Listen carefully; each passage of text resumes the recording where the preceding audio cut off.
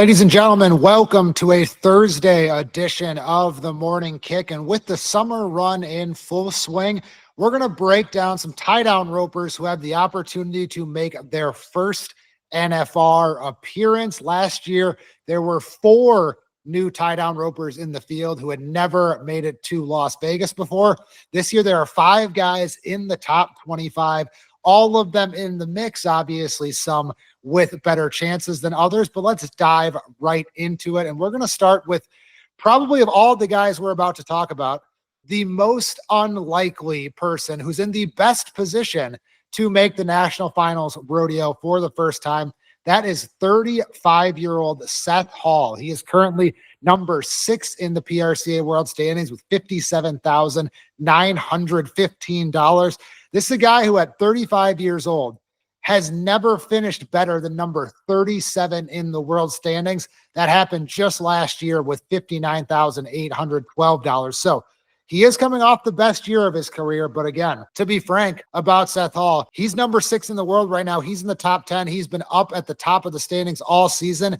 And before this year, he has never even really sniffed the NFR. But a lot of that has to do with the second place finish in San Antonio. He also won Cave Creek and most recently stayed in the fight. He hasn't gone cold like we see guys do sometimes in this situation. He was second at the Dinosaur Roundup in Vernal.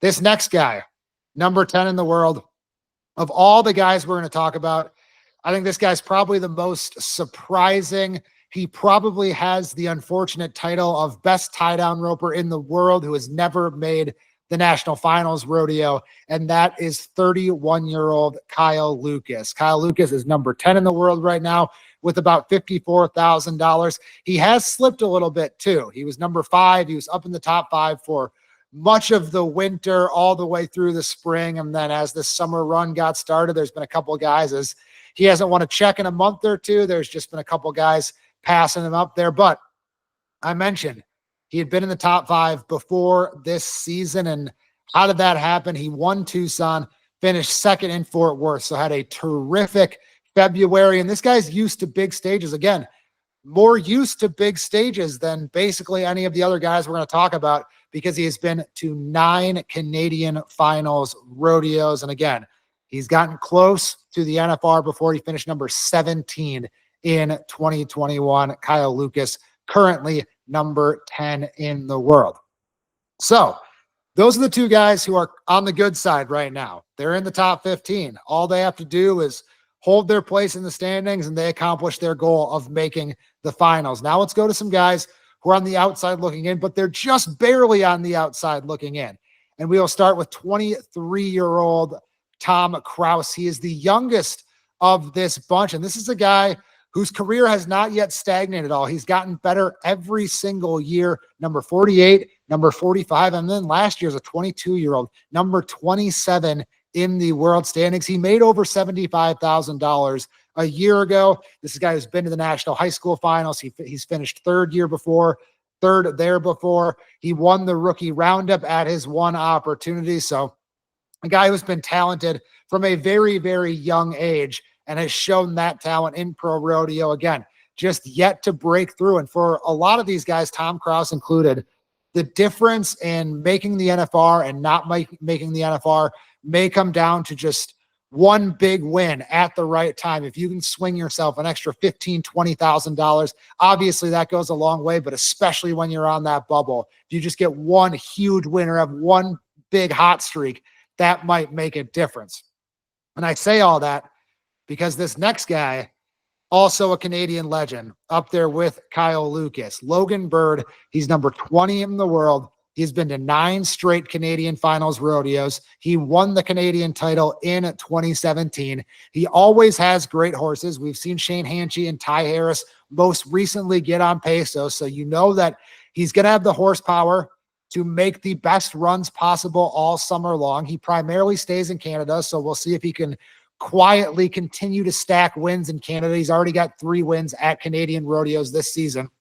And I think for both Kyle Lucas and Logan Bird, our 2 Canadians here, this might really hinge on Calgary. If they can get a big finish, if they can make the finals of Calgary, I think they both have a really, really good shot to make the NFR. Kyle especially. That might be what he really needs is, hey, if he gets a top 3 finish in Calgary, he's got a really good opportunity. And for Logan Bird, who's currently number 20 in the world with $41,219, he gets a big win in Calgary where he's done well before. That's your golden ticket. That's what gets you to break through on the American stage into Las Vegas on the National Finals Rodeo, but widely regarded as maybe the best Canadian-born tie-down roper going right now in Logan Bird. Last guy is probably the hottest of the ones we're going to talk about. He's the one that's really trending in the right direction because Seth Hall kind of staying in the same place. Kyle Lucas trending downward a little bit. Tom Crouse trending downward a little bit. Logan Bird about in the same place recently. But Cash Enderli, he just won over $5,000 at the Silver State Stampede. He's 24 years old. He was 7'8" there, and that got him to number 2 in the world. And this guy probably has, from top to bottom, start to finish, the best overall resume of our bunch this year. He's won the Silver Spurs Rodeo in Florida. He won the finals of Red Bluff. He won around in Denver as well. And so I think Tom Crouse is probably in the same boat as Cash Enderli, where they will likely make a finals at some point in their career. It is not quite do or die like it is for Seth Hall, who's got by far the best opportunity of his career. Like Kyle Lucas, who has been oh so close a couple times. Like Logan Bird, who's just never rodeoed in the States or put it all together in the U.S. before, who's got the best career finish of 35th in the PRCA World Standings. Cash Enderli, like I said, is a guy that we're probably going to see there at some point. We'll just see if he breaks through at 24 years old this season. Let me know in the comments, who do you think's most likely? Who's going to fall off? How many of these guys are going to make it? Are we going to get one new tie-down roper, 2, 3, 4? Or is it going to be the same old names and none of these guys make it? I don't know. That's my breakdown of it.